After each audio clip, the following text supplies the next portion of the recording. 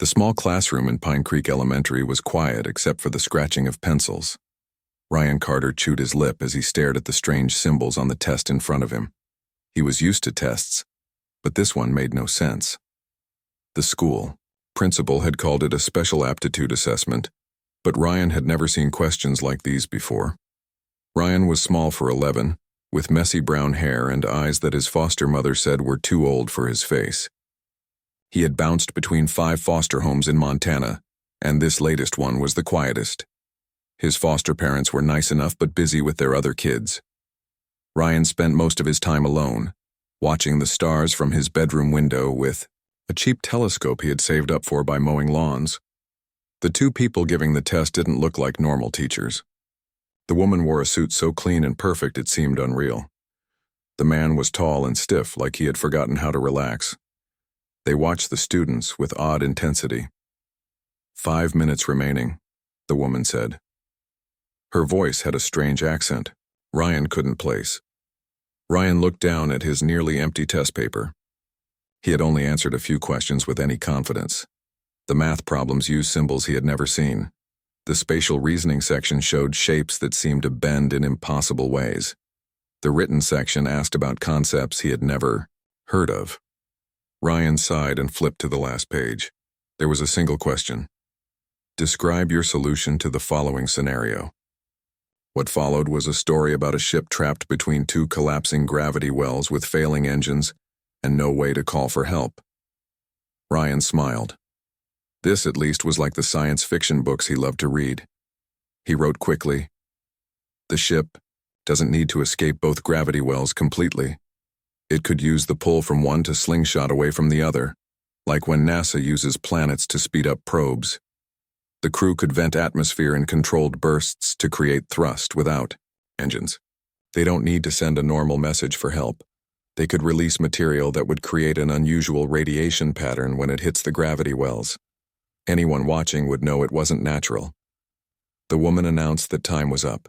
Ryan handed in his test, certain he had failed. After school, Ryan walked home alone. The Montana sky was huge above him, turning orange as the sun set behind the mountains. He kicked a rock along the dirt road, wondering why that weird test had even happened. A black car pulled up beside him. The window rolled down, revealing the woman from the testing session. "Ryan Carter," she said. "We would like to speak with you." Ryan hesitated. "I'm not supposed to go with strangers." The back door opened. A man sat inside, but not the one from the school. This man was older, with silver hair and a face that reminded Ryan of the retired general who had visited their school on Veterans Day. "My name is Mr. Reed," the older man said. "I represent a special school. We're interested in you, Ryan." "I failed that test," Ryan said. Mr. Reed smiled. "Actually, you scored like no one ever has before." 30 minutes later, Ryan sat in the living room of his foster home. His foster parents looked confused and a little afraid as Mr. Reed explained. "The program identifies students with unique potential," he said. Ryan showed remarkable aptitude in unconventional problem solving. "What kind of school is this?" Ryan's foster father asked. "A prestigious academy for gifted students. Full scholarship, including room and board. It's a rare opportunity." "How far away is it?" Ryan's foster mother asked. Mr. Reed paused. "It's not local. Students return home during breaks." Ryan watched the adults talk about his future. No one had asked what he wanted. But then again, no one ever did. Foster kids learned quickly that their lives could change in an instant based on decisions made by others. "Ryan," Mr. Reed turned to him. "What do you think?" Ryan was surprised by the question. "Would I learn about space?" "Among other things," Mr. Reed said. His eyes sparkled with something Ryan couldn't name. "Then I want to go." Later that night, Ryan packed his few belongings. His foster parents had agreed after several phone calls to people Mr. Reed had referred them to. Everything was happening so fast.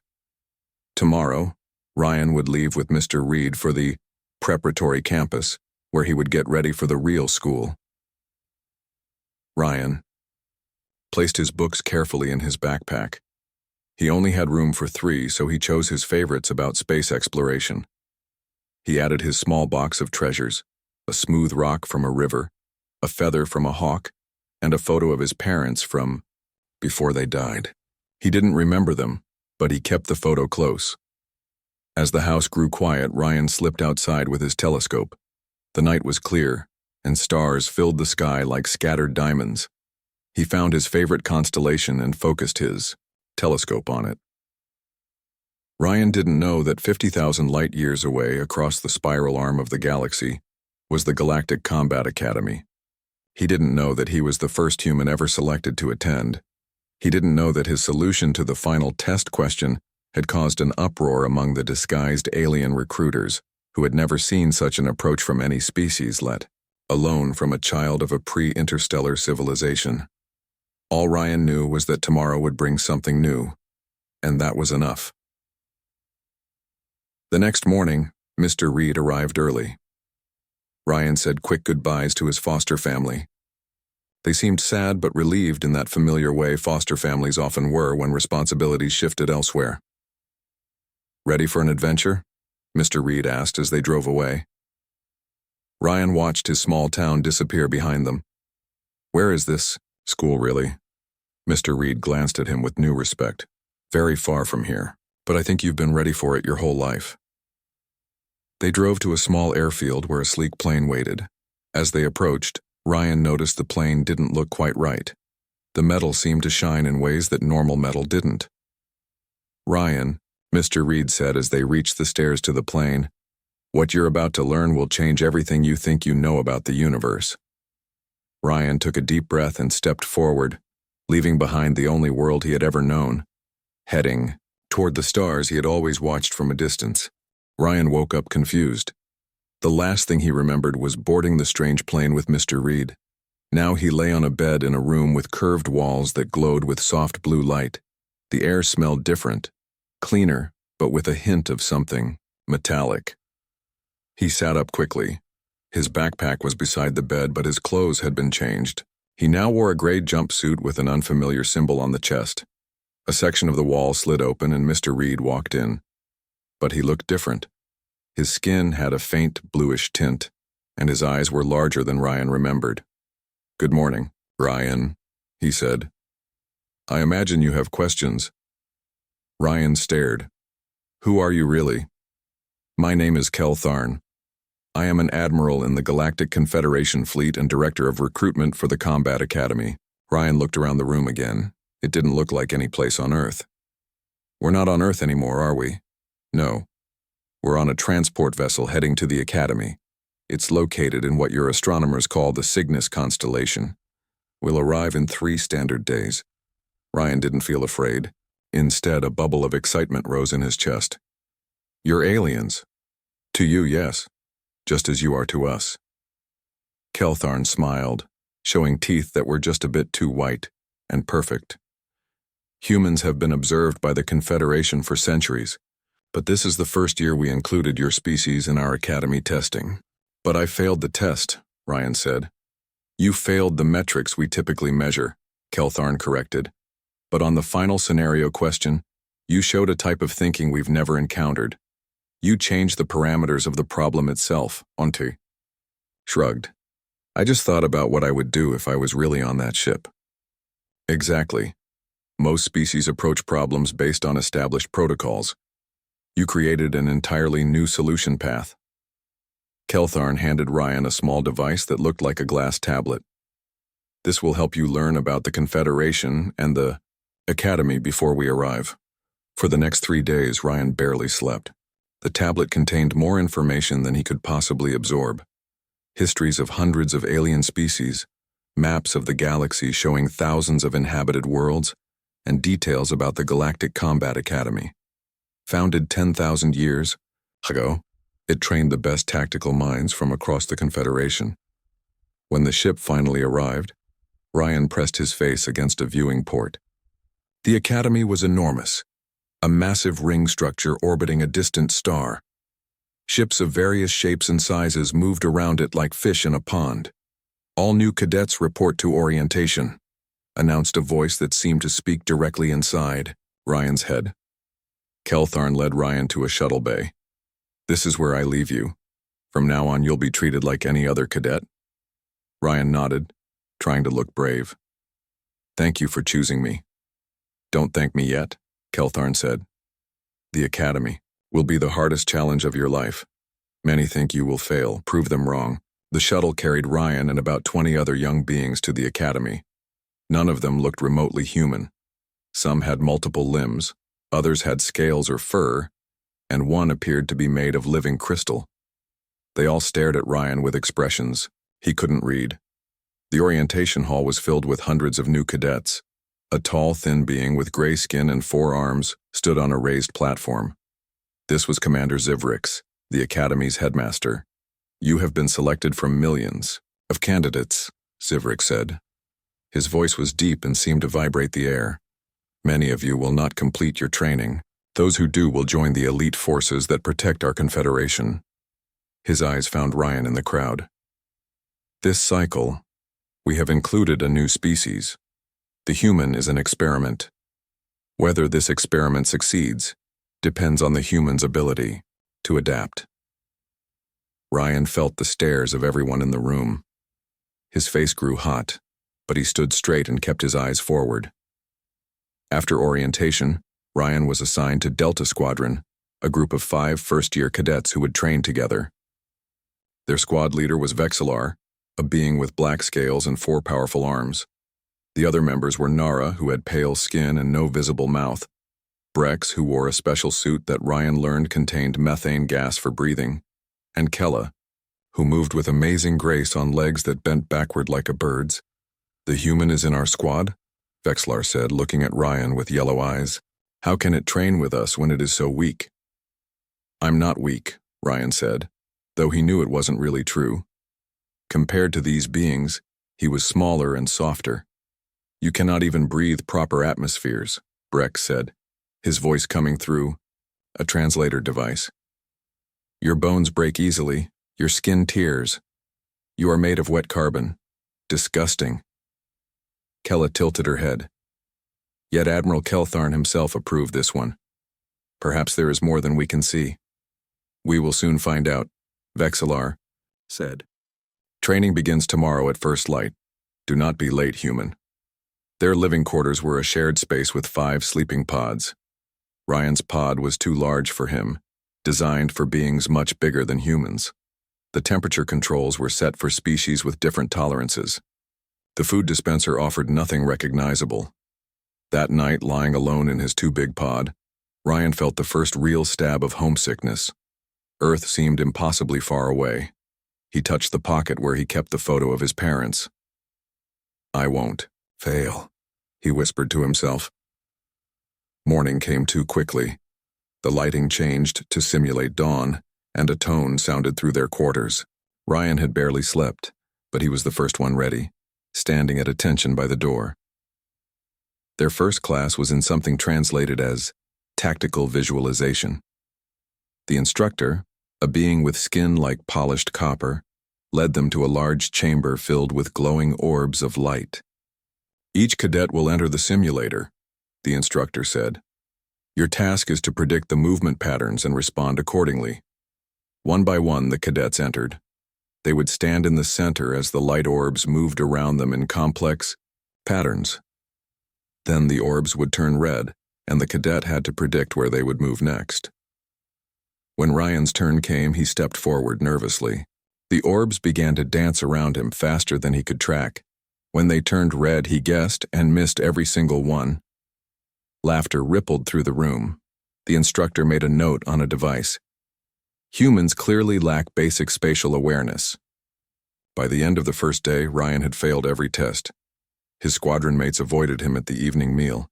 He sat alone, trying to eat something that looked like blue moss. "The human will not last a week," he heard someone say. Ryan looked up and saw Commander Zivrix watching him from across the hall. The commander's expression was unreadable, but Ryan felt the weight of expectation in his gaze. "I won't fail," Ryan said again to himself, more determined than ever. "I just need to learn how to learn differently." 2 weeks passed. Ryan failed test after test, His body was not built for the physical demands. His brain was not wired for the mental challenges. Every night, he fell onto his sleeping pod exhausted and discouraged. But Ryan noticed things. The light orbs in tactical visualization moved in patterns based on the 6 main trade routes of the Confederation. The combat simulations had a delay of exactly 3 seconds before the enemy would respond to any unexpected move. The mathematical problems used a base 12 system instead of the base 10 he learned on Earth. On the 15th day, Ryan stayed up all night studying the tactical visualization patterns. He drew them out on his tablet looking for connections. By morning his eyes were red, but he was smiling. In class, when his turn came, Ryan stepped into the center. The orbs began their dance. This time, instead of trying to track each individual, Ryan watched for the larger pattern. When they turned red, he moved precisely to where the convergence points would be. He caught every single one. The room went silent. The instructor checked the system twice. "How did you do that, human?" "I watched the whole pattern, not each orb," Ryan said. That afternoon in physical training, Delta Squadron faced an obstacle course. The others moved through it easily with their superior strength and reflexes. When Ryan's turn came, he studied the course carefully.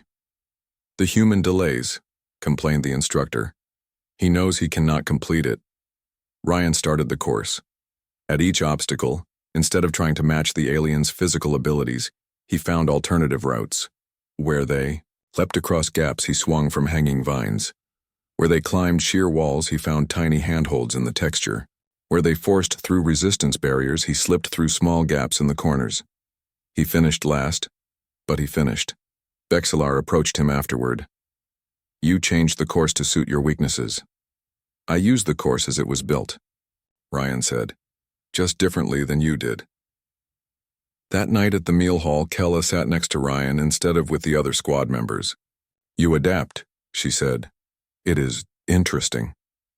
Over the next month, Ryan continued to find ways to compensate for his human limitations. In weapons training, he couldn't handle the heavy energy weapons the others used, so he modified a smaller model to fire faster, more precise bursts. In atmosphere training, he couldn't breathe the toxic mixtures, so he reprogrammed his environmental suit to filter and compress the elements he needed.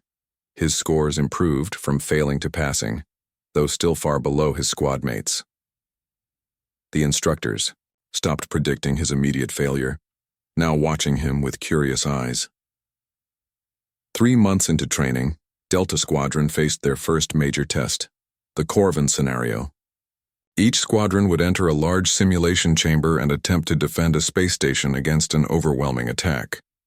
No first-year squadron had ever completed it successfully. "We will fail because of the human," Brex said as they waited. "Their turn." "We will all do our part," Vexillar replied. Ryan noticed the squad leader didn't disagree with Brex, just avoided blame. In the simulation, they took their positions. Ryan was assigned to monitor communications, the least important role. The simulated attack began, with enemy ships approaching from all sides. Vexillar directed their defenses according to standard protocols. They held off the first wave, but the second wave was already breaking through. By the third wave, their defenses were failing. "We cannot hold them," Keller reported. Ryan studied the attack pattern on his monitor. Something seemed familiar about it. He checked the station schematics and suddenly understood. "Vexillar," he called. "The attack isn't random. They're focusing on our power distribution nodes in sequence." Vexillar glanced at Ryan's screen. "How would you know this?" "The pattern matches Earth power grids," Ryan said. "If we reroute power through the secondary cooling systems instead of the main conduits, we can make them target empty systems while keeping our weapons online." Vexillar hesitated. Ryan held his breath. Finally, the squad leader nodded. "Do it." Ryan's fingers flew across the control panel. He rerouted the station's power through pathways the simulation designers hadn't considered important. The enemy ships continued their pattern, but now they were hitting empty systems while the station's defenses remained at full power. With the extra time this bought them, Delta Squadron counterattacked. Vexillar directed their weapons with new confidence. Kella piloted their defensive drones with graceful precision. Nara and Brex coordinated their shield harmonics to maximize protection. When the simulation ended, they stood in stunned silence. On the main screen flashed a message: "Scenario complete. First successful completion by first cycle cadets." Commander Zivrix entered the chamber. All 5 cadets stood at attention. "Explain how you completed the scenario," he demanded. Vexillar looked at Ryan, then back to the commander. The human recognized the attack pattern and found a defense the scenario designers did not anticipate. Zivrix's 4 eyes blinked in sequence. "Is this true, human?"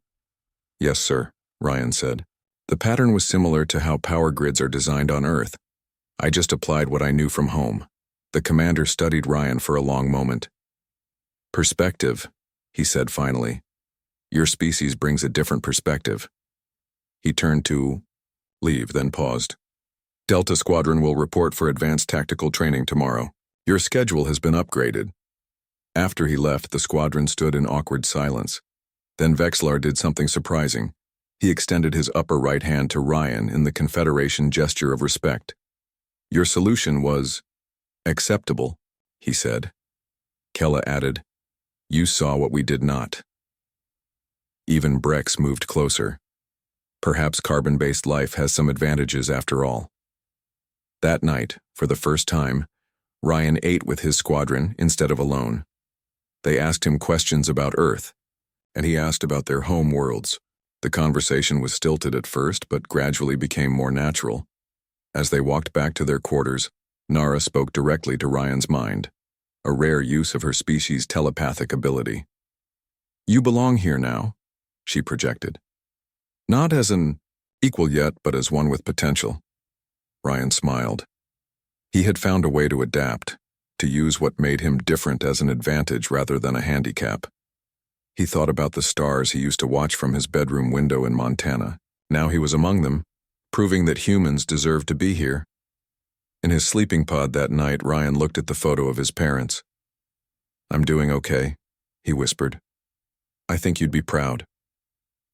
The next morning, Admiral Keltharn's shuttle docked at the academy.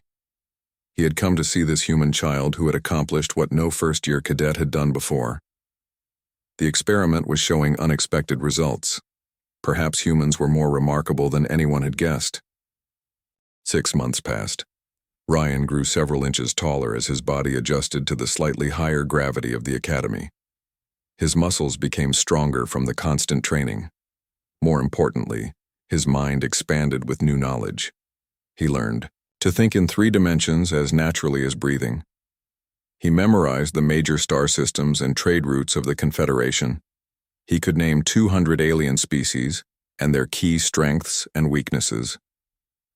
Admiral Keltharn visited the academy regularly now.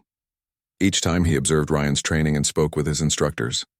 The Admiral never talked directly to Ryan, but his presence showed that the human experiment was important. Delta Squadron rose in the academy rankings. They were now 15th among first-year squads, a remarkable achievement for a team with a human member. Vexillar remained strict but fair as squad leader. Nara helped Ryan understand alien psychology. Kella trained with him in the combat simulator. Even Brex had stopped making comments about Ryan's disgusting carbon biology. One morning, an alarm blared through the academy. Red lights flashed in the corridors. Cadets rushed to their emergency stations. "What's happening?" Ryan asked as he ran alongside Vexillar. "Unknown ships have entered Confederation space," Vexillar replied. "All combat-capable personnel are being activated." In the command center, they watched as images appeared on the main screen. The ships were unlike anything Ryan had seen before. They were dark, with edges that seemed to blur and shift. They moved in ways that defied normal space travel, appearing and disappearing rather than flying in straight lines. Commander Zivrix stood at the center of the room. "The Voidborn have returned," he announced. The room went silent. "All senior cadets will join the defense fleet. First and second-year squadrons will prepare the academy for possible evacuation." Ryan saw fear on the faces around him, even among the instructors. "Who are the Voidborn?" he whispered to Kella. "Ancient enemies," she replied. "They come from the space between galaxies. They appeared once 1,000 years ago, destroying several worlds before disappearing again. They were thought to be just stories to frighten children. Delta Squadron was assigned to monitor duty in the secondary command center. They watched as the Confederation fleet engaged the Voidborn ships. The battle did not go well. Confederation weapons seemed to pass through the enemy ships without effect. The Voidborn weapons, however, tore through Confederation shields like they weren't there. Their technology is beyond our understanding, Brex said, his voice module showing stress patterns. Ryan studied the sensor readings carefully. Maybe not, he said. Look at their movement patterns. The Voidborn ships followed curved paths that seemed random at first glance. But Ryan noticed they never crossed their own trails. And they always appeared at specific angles relative to the nearest gravity source. They're using gravity differently than we do, Ryan said. They're not ignoring our weapons.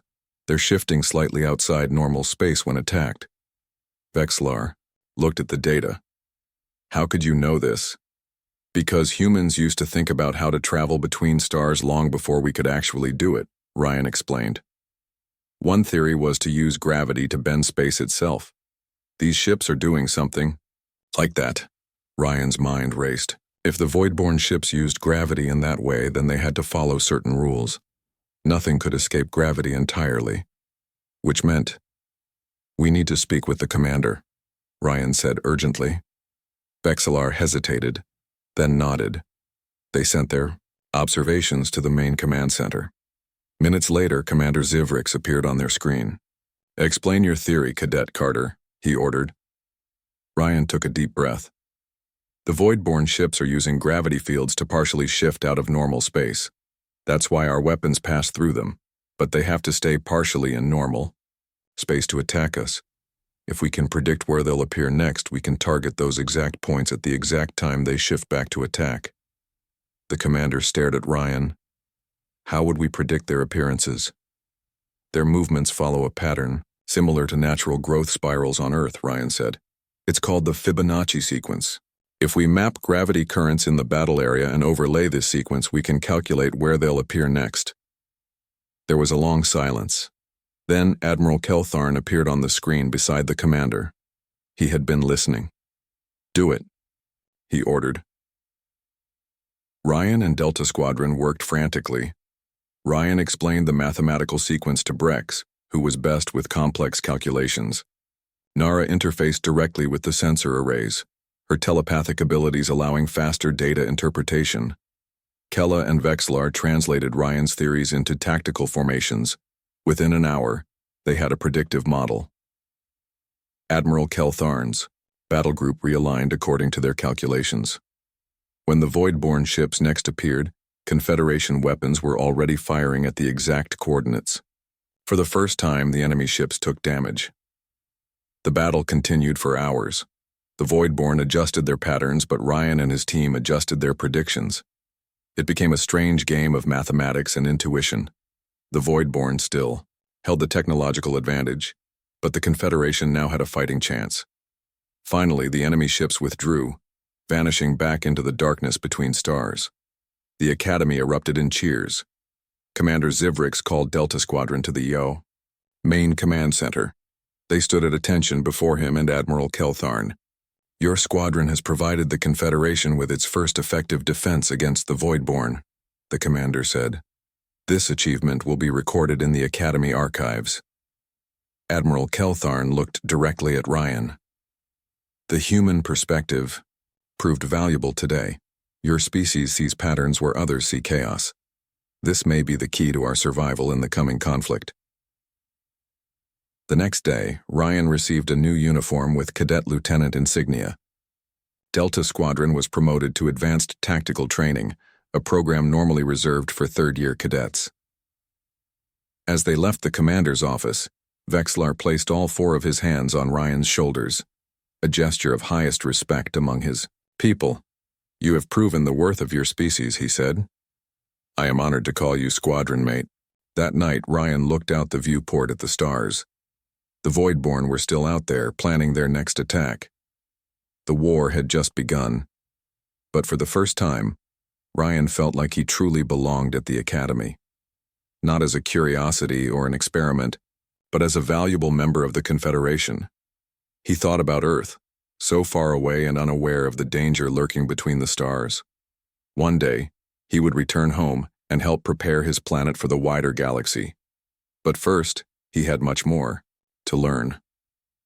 Ryan touched the Academy insignia on his new uniform. Just getting started, he whispered to himself. 3 years passed since the first Voidborn attack. Ryan was now 15, tall and confident. His time at the Academy had changed him in many ways. He still looked human, but he moved with the precise grace of someone trained in multiple gravity environments. His eyes held knowledge far beyond his years. Delta Squadron had risen to become the top-ranked team in the Academy. Under Ryan's leadership, he had been promoted to squadron commander in his 3rd year.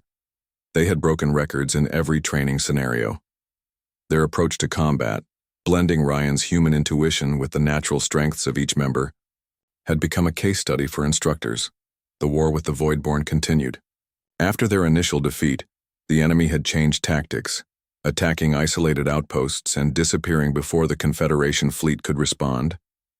Admiral Keltharn led the defense efforts, incorporating many of Ryan's ideas about predictive response patterns. One morning, Ryan was called to Commander Zivrix's office. The commander was not alone. Admiral Keltharn stood beside him along with 3 members of the Confederation High Council, the most senior leaders Ryan had ever seen. Cadet Commander Carter, Zivrix said formally. The Voidborn have been detected approaching the Academy in force. The High Council is here to oversee our response. Ryan saluted in the Confederation manner, right fist over his heart. Delta Squadron is ready, sir. One of the council members, a being with silvery skin and eyes like polished amber, spoke. We have reviewed your tactical innovations, human. They are unexpected. Your species sees patterns we do not. Admiral Keltharn activated a holographic display showing the approaching Voidborn fleet. It was much larger than previous attacks. They have adapted to our defenses, he said. The mathematical predictions are no longer effective. Ryan studied the display carefully. The Voidborn ships now moved in seemingly random paths. The Fibonacci patterns were gone, replaced by chaos. But Ryan knew that true randomness was rare in nature. If there was a pattern, he would find it. Permission to bring Delta Squadron to the command center, sir, he requested. The commander nodded. Within minutes, Vexlar, Nara, Brex, and Kella joined them. They had all grown and changed over their years together. They were no longer awkward cadets but confident young warriors. The Voidborn have abandoned their previous movement patterns, Ryan explained to his team. We need to find their new logic. The team worked together seamlessly. Brex analyzed energy signatures. Nara extended her telepathic senses to interpret sensor data in new ways. Kella modeled movement projections. Vexlar coordinated their efforts with the fleet commanders. Hours passed. The Voidborn fleet drew closer. Evacuation ships began loading non-combat personnel. Ryan stepped back from the tactical displays, rubbing his tired eyes. Something was bothering him about the enemy movements. They weren't random, but they didn't follow any mathematical sequence. He recognized. Then he remembered something from Earth. As a child, he had watched ants in his backyard. They seemed to move randomly until he realized they were following scent trails invisible to human eyes. They're not moving randomly, Ryan said suddenly. They're following something we can't see. The others looked at him. Explain, the Admiral commanded. The space between galaxies isn't empty, Ryan said.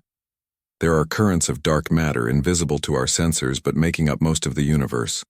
The Voidborn must navigate along these currents. Ryan turned to Brex. Can we modify our sensors to detect gravitational microvariations? Dark matter affects gravity in ways we might be able to track.